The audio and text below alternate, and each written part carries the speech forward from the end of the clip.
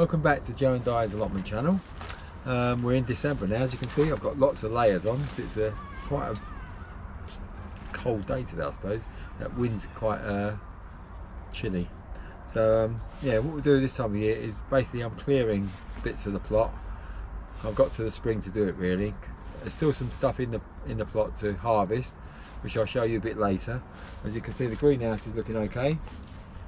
Still got the onions are growing well, and since I filmed last time, a lot of the garlic's come up that I planted earlier a few months ago. So I've got some spinach, some endive, see we've even got some hot chilli still in here, and some rocket. So yeah, these will be harvested later, but what I'll do is I'll do clearing some paths as well today. I'm going to clear a bed, clear some paths, and the idea is to put some of the compost straight onto the bed and let sort of nature take its course, rot stuff down over the winter. The worms can drag it into the soil, sort of provide nutrients for next year. So what I'll do is I think I'm going to clear one bed today and some of the paths, and we're going to get some bark and put it on the paths again because it's all sort of gone away. So we're going to clear this bed today. We're going to take out the rest of the perpetual spinach. We can make some nice spinach saag with that, or use it in our recipes the next week or so. Clear this bed and clear some of these paths, and what we're going to do is rebark them. So I'll get on and clear the path and the beds first. So digging out the perpetual spinach completely, and you can see that it's quite substantial, the actual roots and the stem. So what I'll do is I'll saw that off, and most of it's good to eat still, so I'll take it all home.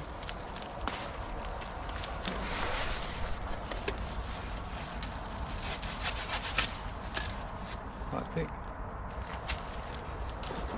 Yeah, I'll take that home, nice bunch of perpetual spinach. So it might be a cold December's day, but if you do a little bit of physical work you soon warm up. I'm actually sweating. Yeah, so we're getting some bark to rebark the paths. Yeah, we're quite lucky that we get this free resource.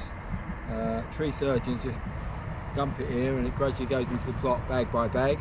Takes a while, but soon replenishes again. So yeah, we're quite lucky in that, fortunate in that way.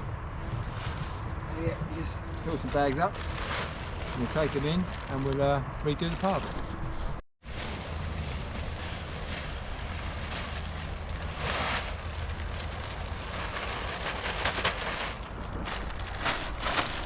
One bag empty.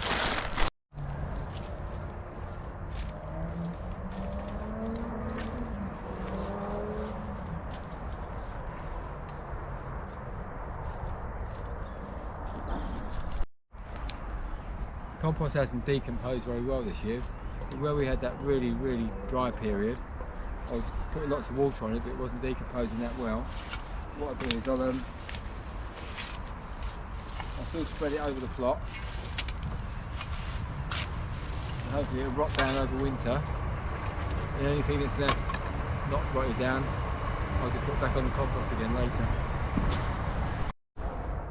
So I spread 2 wheelbarrow loads of compost on the plot, and that will rot down over winter. Anything that's left on the surface, or it doesn't rot down, I'll just put it straight back into the compost again to start again next year. So we're using this plot as a sort of living compost bin really. So we'll just piling it all up. It is gradually going down, and hopefully by the end of the winter I'll just take everything that's left on there off and start a new compost bin with it. We've got a few parsnips growing over there, so we can maybe take a few of those out on Christmas Day, for Christmas Day. We've still got some rocket growing here, a row of carrots and some late beetroot. We've got some beetroot that we're using at the moment on another bed. We've got winter onions here, which are looking okay. It needs weeding again, but we'll get round to that. This bed needs clearing and the paths need sorting out and rebarking. So we've got some rocket growing on here and some endive though, so I'll let those grow and we'll crop those before I clear the bed. The next bed's got quite a lot of parsley, mustard, winter radish, rocket and spinach is growing, so there's still quite a lot on here to sort of munch our way through. Still got quite a few red cabbages here. I actually took a couple home earlier in the week. and we had some cauliflower as well, which we took home as well. I'm going to make a cauliflower curry with that tonight, so that'll be nice. So that was the last of the cauliflower.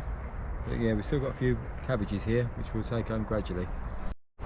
I thought I got all the cauliflowers, but there's still a couple in here. It's not too bad. There's a nice green cabbage forming there, and we've got lots of cow at the other end of the bed. We're gradually working our way through the cows. So I'll keep these covered. So that's not our last cauliflower curry, we can have another one. We've got a row of parsnips here, we're working our way through. Some celery there, and some winter radishes on the other side there. You can see they're starting to poke out the ground. They're ready for eating. And some lovely large leaf mustard here as well. Yeah, the large leaf mustard makes a great addition to salads, gives it a nice sort of mustardy taste, I suppose.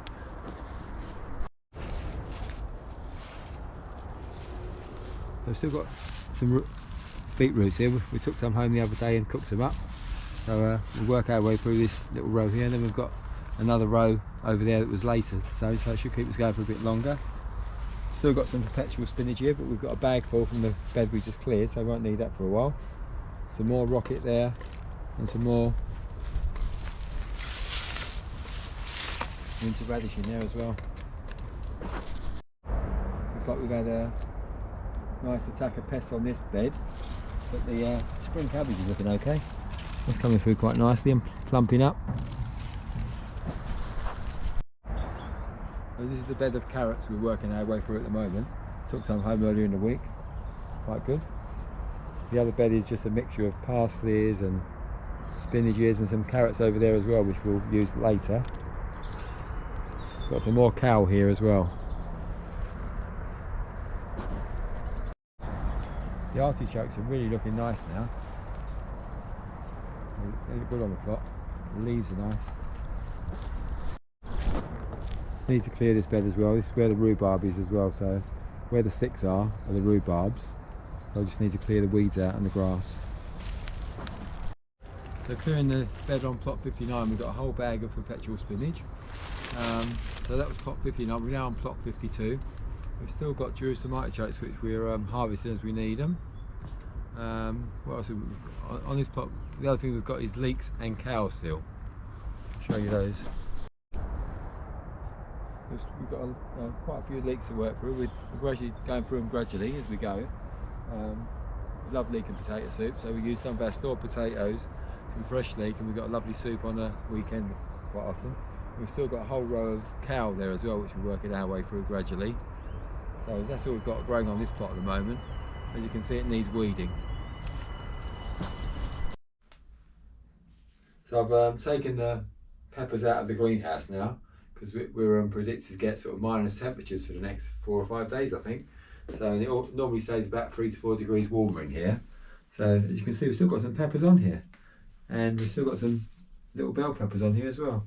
So I don't know how long they'll survive in here, but we'll leave them in here a bit longer and see how we go, I think. So we're back in the garden at home now. You can see we've still got quite a lot of perpetual spinach here still as well, which is good.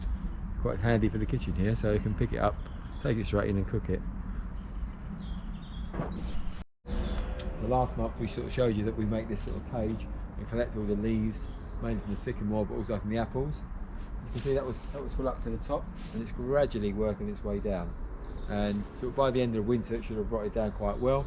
What's left we'll bag up, and we can use it as mulch or compost activator, and it feeds the soil at the same time, so which is quite good. So this is the greenhouse at home.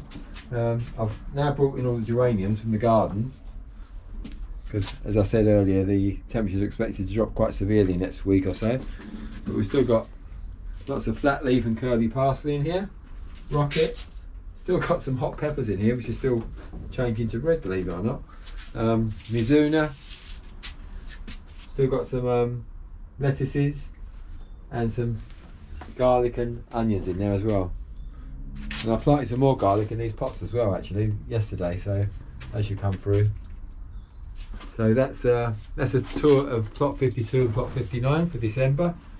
I think I put on at the end. I put on a list of all the things that we've still got available to eat on the plot at the moment, and the stuff that we've got stored. So it gives you a rough idea of how well we've done this year, really, because we always sort of gauge it by what have we still got to eat this time of year when we're getting towards what's called the hungry gap, when there's not much to grow. Not much will grow now, but we've still got stuff available, and our aim is always to have something to eat every day of the year which we've grown ourselves. So hope you've enjoyed the video. Please give us a thumbs up, leave any comments in the box below, and if you're new to our channel, please consider subscribing. What we try to do is tips on how to grow stuff, and also recipes of how we use the crops that we grow. Hopefully we'll do some more recipes in the coming weeks. Thanks for watching, and happy gardening everybody.